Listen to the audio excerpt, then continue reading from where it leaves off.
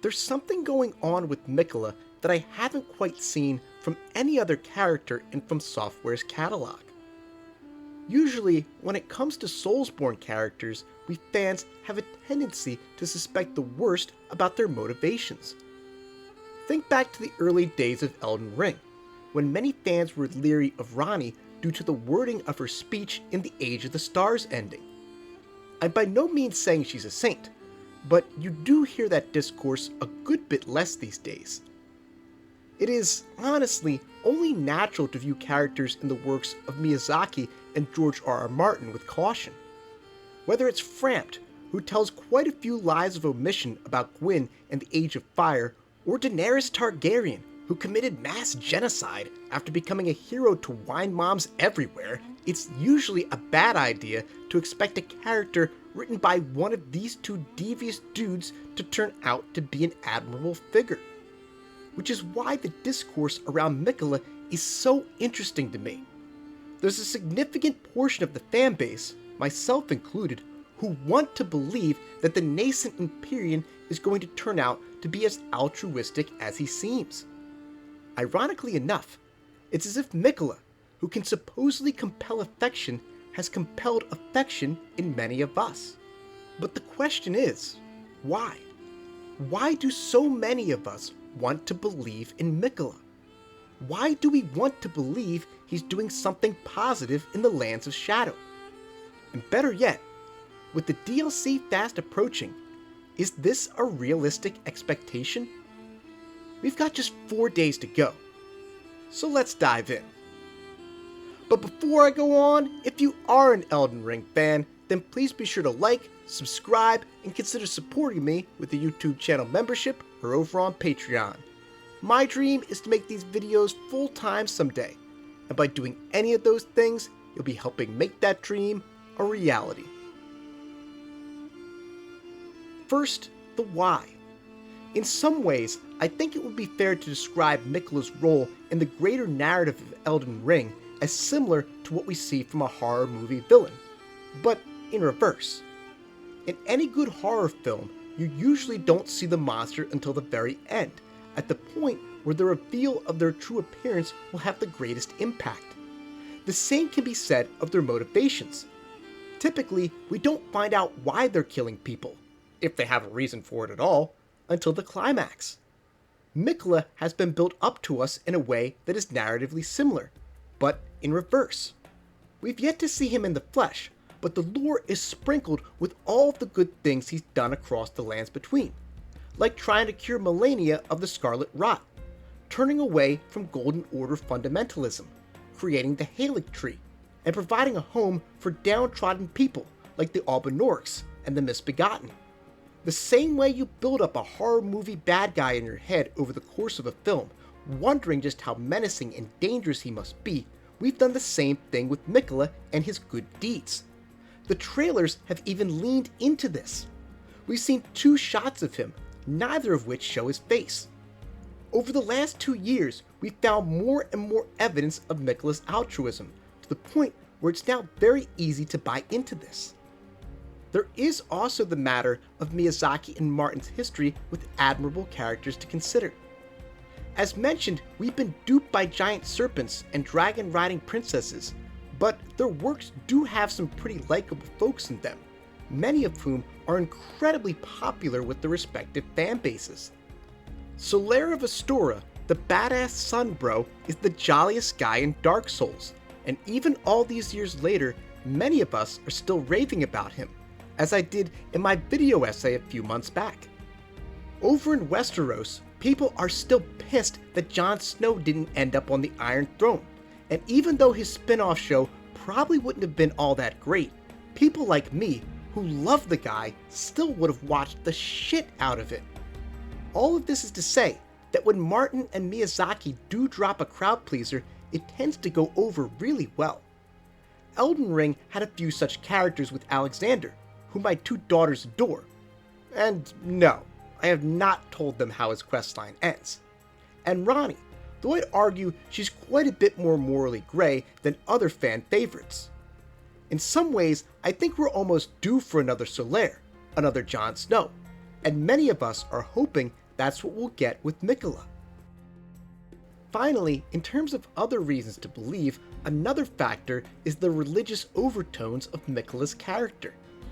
As I've pointed out numerous times on this channel, there's a ton of parallels between Miquella and Christ. I'm not Catholic anymore, something else I've discussed at length in my videos. But on the rare occasions I do go to church, like my annual trip on Thanksgiving with my dad and my godfather, I get swept right back into it for about an hour or so. I start saying the prayers and singing along with the music even though I'm deliberately trying not to do so. At the intercessions, I literally have to stop myself from making statements I no longer agree with. So sometimes, when I see this type of imagery and this kind of characterization, it's easy for me to just fall in line and assume the best about a character like the nascent Empyrean. This is supported by the music in the trailer. As pointed out by GamePlus I The Alchemist, it seems to be the Ave Marika, which is a play on the well-known Christian hymn Ave Marika. For lapsed believers like me, hearing this no doubt helped to subconsciously support the already Christ-like characterization and made me want to believe that Miquella really is as kind as his followers think he is. Now, on to the second question. Is this a realistic expectation? Probably not. But my take on the matter is more nuanced than you might expect. I don't think it will be revealed that Miquella is an antagonist, but I do think that Miquella's reputation in the fanbase gives the developers the opportunity to tell a really unique and enduring story here. A story that presents Miquella as a complex character and a topic of debate and discussion for years to come. From the opening lines of the first trailer, we're told that Miquella is terrifying, that his ability to compel affection makes him dangerous. It would be very unlike Martin and Miyazaki to mention something like this, to leave Chekhov's loaded gun right on the table and never pull the trigger. So that, on its face, presents a problem in interpreting his actions. We don't know what the nascent Empyrean is up to in the Lands of Shadow, but even if it is the most altruistic of things, like, say, redeeming those tragic things who managed to survive Mesmer's purge, questions will remain. We will be left to wonder whether or not Miquella compelled his followers, or perhaps even us, to do these things. Is it right to force someone to do something even if it leads to a positive outcome? That's an interesting debate. Speaking of what he's up to in the Lands of Shadow, his mission in general could play into this. His followers seem genuinely devoted to him, but I doubt that zeal will carry through to the end of the DLC. Defections from Miquella's apostles almost surely will happen eventually. It could be that Miquella has talked up the importance of redeeming those trapped in the Lands of Shadow for some time, but upon seeing what these people are really like and understanding what they might have done in the pre-Erdtree era, the followers of the Empyrean now realize that they've been misled. That these people have committed sins of their own and perhaps are not as worthy of salvation as they once thought. I mean, sure, right now all we know is that Mesmer did some pretty horrible shit to them on Marika's behalf, but we know nothing of what precipitated this. I doubt it was in pursuit of power alone that Marika ordered the Shadowlands to be burned and seduced and betrayed whoever this is. It could be that the god who came before Marika was equally as cruel and unjust as the Impaler is in this scene. Thus, the question we could be faced with at the end of the DLC might be, are these people really worthy of Miquella's redemption? Yet again, that's another interesting debate. And personally, I think that's how the expansion is going to turn out. I don't think that Miquella is going to be revealed to be a secret villain or anything of that nature. But I do think that when it's all said and done, whether or not the people he's out to save deserve redemption at all will be the central question of Shadow of the Erdtree, and lead to a decision about whether or not to walk with Miquella or turn on him. perhaps that's one of the choices that Miyazaki talked about in his interviews, a choice that could lead to a different final boss depending on the path you take. Not only would this drastically increase the DLC's replayability, but it would also spawn a debate about Miquella that would carry on far into the future.